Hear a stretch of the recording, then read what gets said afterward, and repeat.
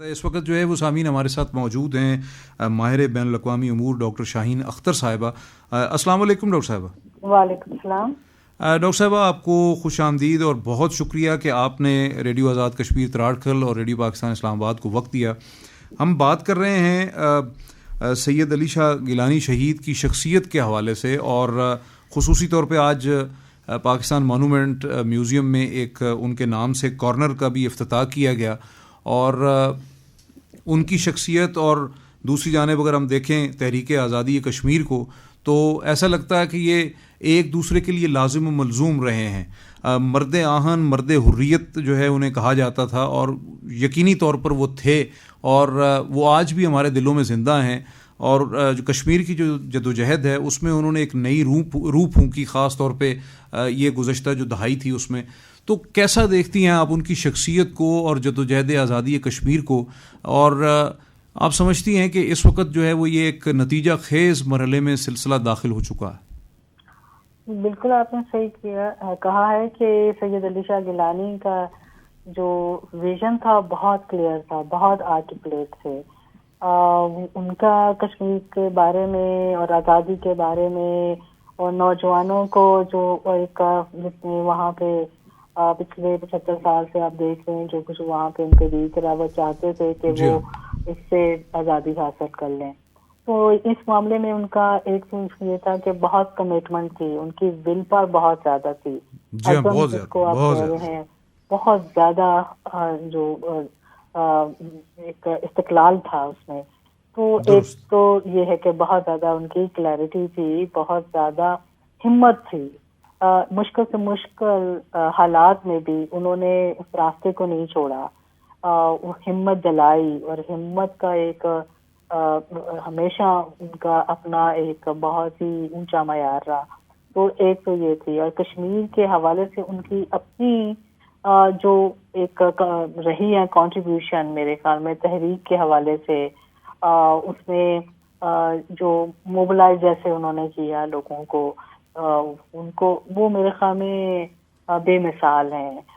ایک لیڈر کا جو ہے ابو جو ہے امیڈیٹ جو کانٹیکسٹ ہے، یہ سرکمسٹانسز ہے، بہت مشکل حالات آئے، بہت مشکلات آئیں ان کی اپنی زندگی میں۔ آپ دیکھیں تو اتنی بیماری کے باوجود جس طرح انہوں نے عزم و ہمت سے کام لیا آخر دم تک، تو میرے خیال میں ایک بہت مثالی ہے۔ جیسے انہوں نے یوتھ کو انسپائر کیا، میرے خیال میں یہ ساری چیزیں اگر آپ دیکھیں، اور آخر دم تک کبھی اس میں ان کے تبدیلی نہیں آئی، تو یہ ایک اور جذبہ، اس کے لیے سیکریفائس، جتنی قربانی انہوں نے دی، اور جس طرح انہوں نے باقیوں کو بھی اس کی ایک ترغیب دی، یا ان کو بتایا، ان کو ایک گائیڈنس کی بات کی، تو میرے خیال میں ان سب کے مجموعی طور پہ اگر آپ دیکھیں تو ان کی پوری زندگی اس سے عبارت ہے۔ اور اس کے ساتھ ساتھ انہوں نے کبھی یہ نہیں کہا کہ یہ چیزیں ڈائلاگ سے نہیں حل ہوں گی، انہوں نے ہمیشہ بات چیت کا رستہ بھی جو جی بالکل۔ اگر میں ڈاکٹر صاحب یہاں ایک قطع کلامی کی معافی، اگر جہاں سید علی شاہ گیلانی کے بارے میں ایک بڑی اہم بات تھی، وہ ہمیشہ کہا کرتے تھے کہ ہندوستان جو ہے وہ مقبوضہ کشمیر میں مکمل طور پر ناکام ہو چکا ہے۔ اگر بہرحال پھر بھی اگر ہندوستان جو ہے وہ اپنی ناکامی کو تسلیم کرتا ہے اور شکست کو تسلیم کرتا ہے، اس کو دقت ہے، تو وہ پاکستان اور کشمیریوں پر مشتمل جو ہے ایک سہ فریقی فورم پر گفتگو کرے، مذاکرات کرے اور مسئلے کا حل تلاش کرے۔ اور اس حوالے سے انہوں نے ہمیشہ مذاکرات کی بات کی، انہوں نے کبھی بھی جو ہے وہ تشدد کی بات نہیں کی۔ لیکن ہم نے یہ گزشتہ عرصے میں دیکھا ہے کہ ہندوستان مسلسل جو ہے وہ اقوام متحدہ سلامتی کونسل کی قراردادوں کو سبوتاژ کیا۔ 5 اگست 2019 کے بعد 4 سال گزر گئے، غاصبانہ اقدامات محصور کر دیا کشمیریوں کو، ان کی شناخت جو ہے وہ ایک انتہائی نازک صورتحال سے گزر رہی ہے، ظلم و ستم ہیں تو پہاڑ توڑے جا رہے ہیں، اور لیکن کشمیری جو ہیں ہمارے بہن بھائی وہ مسلسل جو ہے ایک جہد مسلسل ہے اور جدوجہد جاری رکھے ہوئے ہیں اور بہت ثابت قدم ہیں. شاید سید علی شاہ گیلانی جو ہے عزم، ہمت اور حوصلے اور ولولے کا دوسرا نام جو ہے وہ سید علی شاہ گیلانی ہیں، جو انہوں نے دیا کشمیریوں کو، اور کشمیری جو ہیں اس راستے پر جو ہے وہ چلتے چلے جا رہے ہیں. جی بالکل آپ نے صحیح کہا. جب وہ یہ کہتے ہیں کہ بھارت جو ہے وہ کشمیر میں ناکام ہو گیا ہے تو ظاہر ہے 75 سال میں نہ ہی وہ کشمیریوں کا دل جیت سکے، نہ ہی ان کی شناخت کے جتنے حملے کیے اس کے باوجود ان کی شناخت کو ختم کر سکے. تو جو ریزسٹنس جو کشمیریوں سے آئی ہے، جو ایک نوجوان نسل جو ہے اس کو اس سے بھی زیادہ ابھی جس طرح اس کو ریزسٹ کر رہی ہے، تو یہ سب چیزیں یہ سب جو جذبات ہیں یا یہ سب جو ان کے تصورات ہیں اس میں جس طرح انہوں نے موبلائز کیا ہے ساری قوم کو، تو وہ بڑا کلیئر ہے. صرف اتنی سی بات ہے کہ وہ طریقہ ہے، جو میتھڈالوجی جو تھی بھارت کی کشمیریوں کے حقوق کو دبانے کی، ان پہ جو مظالم جو ہے وہ پرپیٹریٹ کرنے کی، وہ ابھی جو ہے اس ایک ایسے مرحلے میں داخل ہوئی ہے جس میں اس کو بہت زیادہ بلیٹنٹ ہے، بہت ہی جو آپ کہیں گے کہ نظر آتی ہے.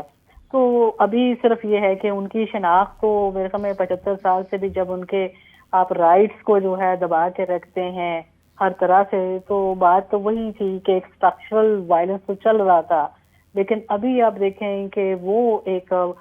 جو بھارت ہے، بھارت کی جو ہے وہاں پہ جو اس وقت جو سارا اسٹرکچر ہے، ایڈمنسٹریشن ہے، یا جس طرح کشمیر کی ریاست کو توڑ دیا گیا ہے، کشمیریوں پر غیر کشمیریوں کی ایک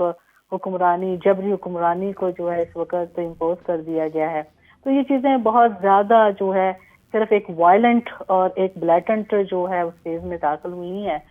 لیکن یہ پہلے بھی موجود تھا، اور یہ اب اس میں اور زیادہ جو ہے ایک متشدد ایک میں کہوں گی کہ ایک رویہ، ایک رجحان بھارت کی ریاست کی طرف سے آیا ہے. لیکن یہ ہے کہ کشمیریوں نے اپنے حوصلے کو نہ ہی چھوڑا ہے اور نہ ہی اپنی شناخت کو وہ کمپرومائز کریں گے. تو اس لحاظ سے جو ان کا 47 میں جو ان کا عزم تھا، جو ان کا ایک ویژن تھا، وہ آج بھی بہت اپنے رائے پہ، اپنے رائٹ آف سیلف ڈٹرمنیشن پہ اسی طرح قائم ہے. اور یہ بھارت فیصلہ کر کے اس جذبے کو یا اس جو ہے منزل کو ان سے نہیں چھین سکتا. بہت شکریہ ڈاکٹر صاحبہ، آپ نے ریڈیو آزاد کشمیر تراڑکل اور ریڈیو پاکستان اسلام آباد کو وقت دیا.